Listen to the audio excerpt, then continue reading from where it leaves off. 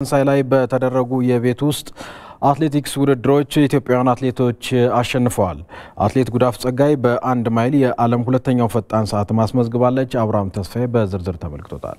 በሌላ በኩል ፈረንሳይ ሞንዴቫ ላይ በተደረገ የቤት ውስጥ ውድድር ኢትዮጵያውያን አትሌቶች አሸናፊ ሆነዋል። የብር ደረጃ በተሰጠው የ1500 ሜትር የሴቶች ውድድር ኢትዮጵያውያን አትሌቶች ከአንደኛ እስከ አራተኛ ያለውን ስፍራ በመያዝ ነው ያጠናቀቁት። አያል ዳኛቸው ርቀቱን በ4 ደቂቃ ከ11 ሰከንድ ከ01 ማይክሮ ሰከንድ በማጠናቀቅ ስታሸንፍ፣ ትግስት ከተማ በ18 ማይክሮ ሰከንዶች ዘግይታ ሁለተኛ ስፍራን ይዛ አጠናቃለች። ሲምቦ አለማየሁና ትግስት ገርማም በ4 እና በ8 ማይክሮ ሰከንዶች ብቻ ዘግይተው ሶስተኛና አራተኛ ስፍራን ይዘው አጠናቋል።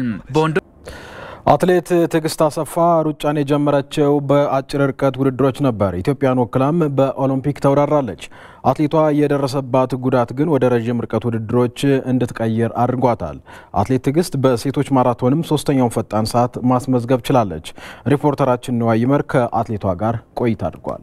2:15:38 unofficially the third fastest athlete in history. አትሌቲክስ እንዴት ጀመርሽ? ትምህርት ቤት ውድድር ነበረ። አጋጣሚ ዛሬ ተሰለፍኩኝና ጥሩ ውጤት አመጣሁኝ። ከዛ ወዲያው ነው ወደ ክለብ የገባሁት። የምን ክለብ ገባሽ?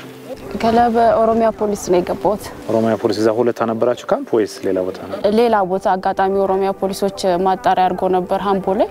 እዛ የተደረገ ውድድር ላይ አንደኛ ነበር የወጣሁት። እዛ ኦሮሚያ ፖሊስ ቀጠሩኝ። ብሔራዊ ቡድን ለሀገር መወከል ምን አይነት ስሜት አለው? በጣም ደስ ይላልም በጣም ያስፈራሃልም። ምክንያቱም ሀገር መወከል በጣም ከባድ ነገር ነው። ሪዮ ኦሎምፒክ ድረስ ደርሰሻል። ኦሎምፒክ እንግዲህ ለአንድ አትሌት ትልቅ ህልም ነውና የኢየሱስ ጉዞ ምን ይመስል ነበር? የአትሌት ትልቁ ታርጌት ያው ኦሎምፒክ ነው አንዱ።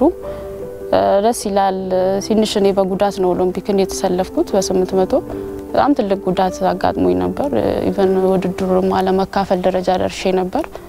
ያው በእግዚአብሔር ፍቃድ ደርሼ እዛ ላይ እንትን ብያለሁ። በ800 ያው ውጤቱም ጥሩ ባይሆንም ግን ያው ከባድ ጊዜ ነበር ለኔ። ትልቅ ጉዳት ላይ ነበር።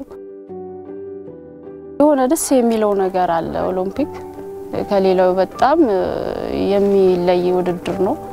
በጣም ሞራልህ በጣም ትልቅ ነው እና በቃ ጤነኛ ሆነ ሰርተ ብቁ ሆነ እዛ ላይ ብትወዳደር የተሻለ ነው። እንደ አጋጣሚ ደግሞ በዛን ሰዓት ቻንሰኛ አልነበርኩም በጉዳት ስለተሰለም። ያ ነው ለኔ በቃ ትልቅ ትዝታዊ ዋስበው። ከዛ በኋላ ነው ፊልድም ወደ መቀየሩ ሄድኩት። ምክንያቱም ስፓይክ ማረግ ግሬ ኦሬዲ ያስደርገኝም ነበር። ስፓይኩ ብሎኑ እንትን ስለሆነ ብረት ስለሆነ እሱ ማረግ አልቻልኩም። ከሪዮ መልስ ቀጥታ ወደ ጀርመን ወደ ሕክምና ነበር የሄድኩት።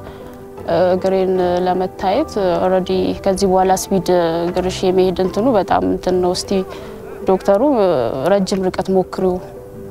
ረጅም ርቀት በእንትን ሹዝ ነው ስፓይክ አይደለም በእንትን ፍላት ሹዝ ነው ያከፍ ያለ ነው። እሱ ሳፖርት ያደርግሻል ሜቢ እስቲ ኢንዱራንሱ ላይ ሞክሪው አለኝ። ከዛ በኋላ ቀጥታ ፊቴን ያዞርኩት ወደ ረጅም ነው። እግሬም የእውነት የተሻለልኝ ሆነ። ከዛም በኋላ ጉዳት አጋጠመሽ? ጉዳት አጋጠመኝ። ባንዴ ወደ ጫና ነው የገባው። ትንሽ የኔ ነበርኩበት ፊልድ አጭር ነው። ማራቶን ደግሞ ረጅም ርቀት ሞር ነው ትሬኒንግ የምታረገውና ባንዴ ነው እኔ ስቴፑን አልጠበኩም። ባንዴ በጫናው ስገባ በፊት የነበረው ኢንጁሪ በጣም ተባብሶ በጉዳት በክራንች ነው የመጣሁት ከውጭ ሀገር። ምን ስሜት ተሰማሽ? አትሌቲክሱ በቃኝ ካም በኋላ በቃ ተስፋ የለኝ ማለት ውስጥ ገባሽ? እንዴት ነበር እሱ ስሜት?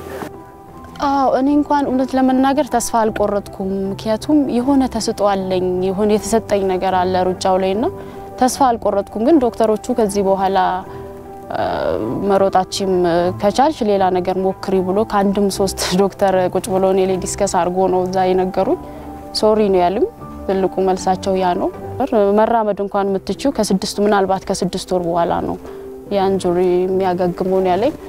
እኔ ግን 2 ወሬ ኦሬዲ ትሬኒንግ ኤክሰርሳይዝ ጀመርኩ። ለወጣቷ ትግስት ምንድነው የምትመክሪያት? ያ ትግስተኛ በቃ ስፖርተኛ በአጠቃላይ በየትኛውም ዘርፍ ላይ ያሉት ስፖርት በጣም ቻሌንጅ ፈታኝ ነው። ግን ስኬት ማለት ያንን ፈተና ያለፈ ያንን ቻሌንጅ ያለፈ ነው እና ሁሉም ምንም አይነት ነገር ፈተና ቢያጋጥመው ያ ፈተና ያልፋል። ሲያልፍ ደግሞ የተሻለ ነገር ነው ይዞ የሚመጣውና ከኛ የሚጠበቀው ነገር በትግስት በተስፋ በዲሲፕሊን ሰርተን መስራት ነው ያለብን። ስራችንን በአግባቡ መወጣት ነው ያለብን።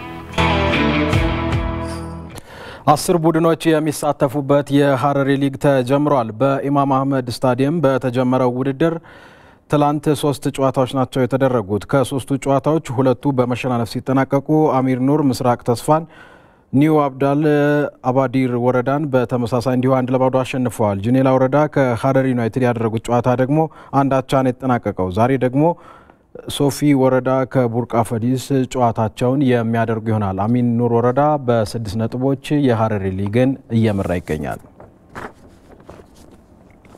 ከውጪ በእንግሊዝ ፕሪሚየር ሊግ ተስተካካይ መርሃ ግብር ማንቸስተር ዩናይትድ